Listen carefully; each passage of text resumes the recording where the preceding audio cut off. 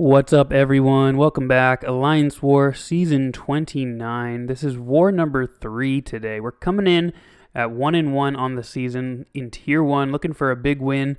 We're facing off against PALO, an alliance who we faced last season and got absolutely destroyed by. Some of that was because of Kabam issues. We were having some serious parry and control issues. We had a lot of disconnections. We even left the map unexplored because we couldn't navigate to the right node. But I digress. They finished Platinum 1 last season, same as we did. We were in the same bracket. They were ranked a little higher, obviously. But we're going into this war with a lot more confidence this time. We really need a win. A loss here will probably put us back into Tier 2. And once you lose that Tier 1 status, it is really hard to get back in. So we really need a win today. This is a big one for us. We're going to bring in Human Torch, Warlock, and Magneto House of X for those valuable pre-fights. No attack tactic. Again, I have no idea if they're even working. I don't even bother selecting them at this point. But who knows? Maybe they are working and I'm not using them, but I don't find them to be that valuable anyway. Let's go ahead and check out the map. We're going to go Path 5 in Section 1. We only have one fight. It's just that Dragon Man there in the middle. And that is our only fight in Section 1. And then we are going to go into Section 2 and hop over to Path 6, take the Iron Man Infinity War and Storm Pyramid X, the exact same two fights we had in our first war of the season, so two very common opponents. I'm used to those fights. And that's it for us today. Only 3 fights, very short war. We have a Penny Parker boss, a Namor mini, which doesn't make any sense really, Bishop, and Black Widow on a very odd placement.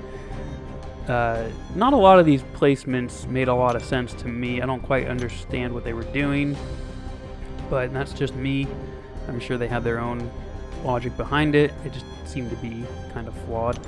So let's check out the boosts. We're going to throw on the invulnerability boost again because everybody has so many of these in the overflow at this point because of the compensation packages.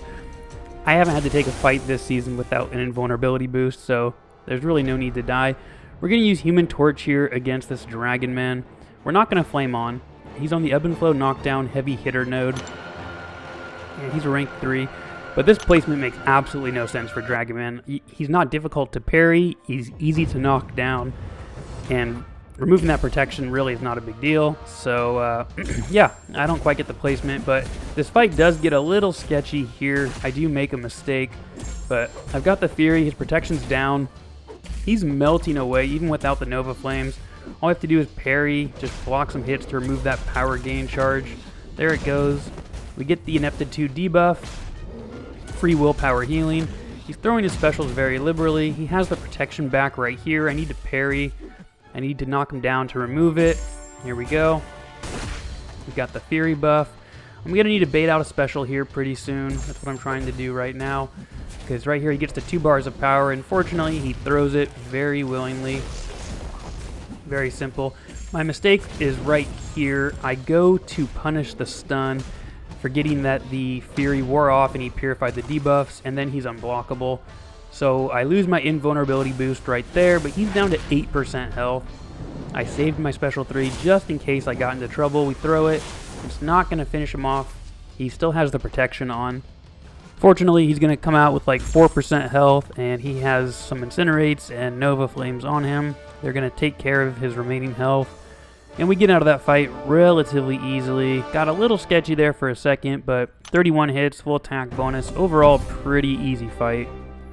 And as we go into Section 2, this is the war progress to this point. We were off to a hell of a start. We made it through 2/3 of the map without a single death. 101 fights down, not a single death. Our opponents had only gone through 32 fights, and they had already died once. So this looked very promising early on. That is the best start I think this alliance has ever had. To go through 101 of the 150 defenders and not die is pretty impressive. Unfortunately, it was a little bit marred by these classy gentlemen accusing us of cheating because we have always taken casualties with their defense.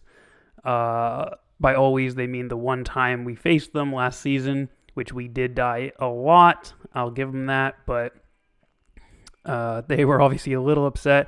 And they accuse us of cheating because they sent the ticket to Kabam to investigate us. Very classy. Way to ruin a nice start to the war because we were playing so well. Of course, we must be cheating. It can't be skill according to these geniuses. But yeah, that's where we were at this point, and it definitely makes the war a lot less fun. There was a lot of back and forth after that, as you can imagine. We're not going to show it. Not really something I like to get into. Let's just focus on the rest of our fights, which is a Iron Man Infinity War on Path 6. He's a 6-star rank 3. He's Sig level 20. We're going to use our Flame On Awakened ability here for this fight. It's our last Human Torch fight of the war. So I really don't care how I come out of this fight. As long as I get him down in 1, there was obviously more motivation to win this war at this point. So he's on the Rage node, Enhanced Fury, very simple node. We're not going to attack boost. Human Torch hits so light. We know we're not going to trigger the Rage node on any basic attack. Maybe on a special if we throw it, but that's not really where the damage comes from with Human Torch anyway. We're just going to let the Incinerates do all the work here. We're going to do very little damage through our medium, light, medium attacks. We're going to let the Nova Flames and Power Stings pretty much kill Iron Man Infinity War on their own. So we're off to a good start. 6 Power Stings. He throws the special. There's a big chunk of health. That is the key to winning this fight right there. Getting him to do the self-inflicted damage. Special 1, not going to trigger the Rage node. Special 2 probably would because it hits a little harder, but that's why we're throwing Special 1s. We want him to throw another Special 1 here because he has 6 Nova Flames. Trying to bait it out, and there we go. There's another big Power Sting damage. So he's down to 30% at this point. It's only been 45 seconds. Everything has gone perfectly. He hasn't auto-blocked us yet. He's coming down to that 15% mark, and that's when he's going to start auto-blocking. So we're going to throw the special to get him under 15. He's got Power Stings on him. Unfortunately, he waited a little long to throw that special, so it didn't do as much damage to him as I wanted. And now at 4%, we have to heavy counter to avoid risking the auto-block, but as you can see, the Nova Flames are going to do him in. Very simple fight, not complicated. That fight is actually probably one of the easier fights that I'm used to taking now. 33 hits, we get the full attack bonus, very simple, and we move on to the Storm Pyramid X. We're going to go ahead and add the rest of our boosts here just to make sure we get her down as easy and as fast as possible. The standard attack and health boosts, etc. The combat regen boost is not going to matter because we are going to use Warlock and he hasn't taken a fight yet. We're going to use these tech boosts. I've got, again, just so many of these. I think I've got a few in the overflow as well. So the special boost and the power back boosts for tech champion are just ridiculous with Warlock special 2. We know that we're just going to be able to recycle special 2s much faster in this fight.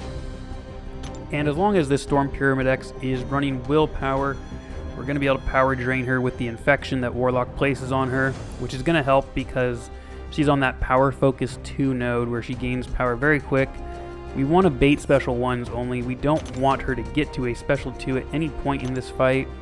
We're going to use the advanced power boost as well. Again, we've got so many of these. And yeah, this should be a pretty straightforward fight. She's a 6-star, rank 3. Aggression prowess is the reason why we don't want her getting to a special 2, because it's going to hit crazy hard through the block. So bait special 1s all the way, get her infected, and recycle special 2s. That is pretty much the formula to this fight here. Pretty straightforward. I don't think I make any mistakes in this fight. I miss a parry there, but for the most part, this fight goes about as well as it could. I'm really used to dexing Storm's special 1 now. I shouldn't ever miss those dexes again. Here's the big special 2. The infection is on. She's being power drained. We're almost back to another special 2 just from that.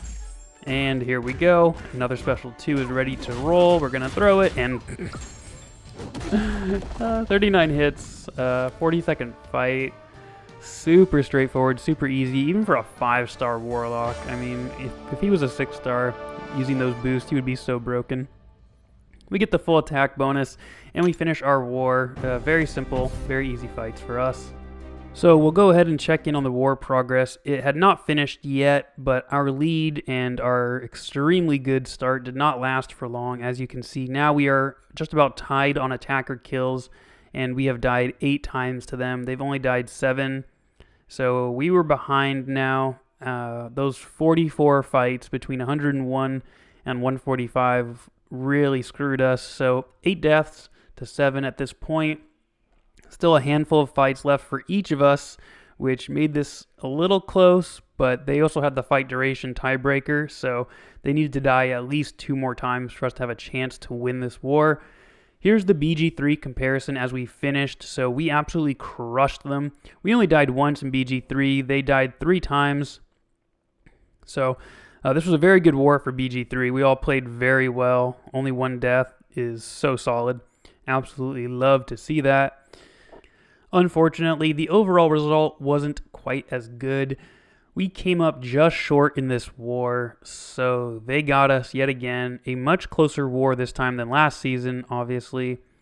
We only died 9 times, but they only died 8. So single-digit deaths is where you want to be. That'll always give us a chance to win these kind of wars. Unfortunately, just wasn't good enough this time. And the accusation of cheating just makes even less sense now because they beat us. So if anyone is cheating or anyone would be cheating, you would think it would be the Alliance that won. If you're cheating in Alliance war, you should be winning, obviously. So there was nothing going on in our Alliance, obviously. We know that. But it just sucks in general to be called a cheater. You never want skill to be confused with cheating, obviously, and that's exactly what happened here.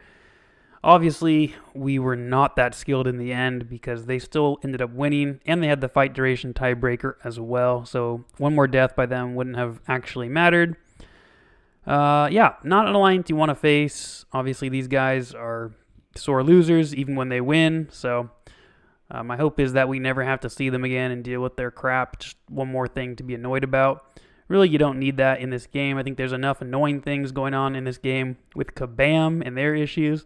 I don't think you need it to be added to by players and alliances like this. So either way, it's behind us now. We're looking to the future, looking to our next alliance war. Hopefully we can get back to 500, get to 2-2 on the season, and start racking up some wins consistently. And if we can keep it to single-digit deaths like this, I think that'll give us a good shot at winning all of our wars going forward.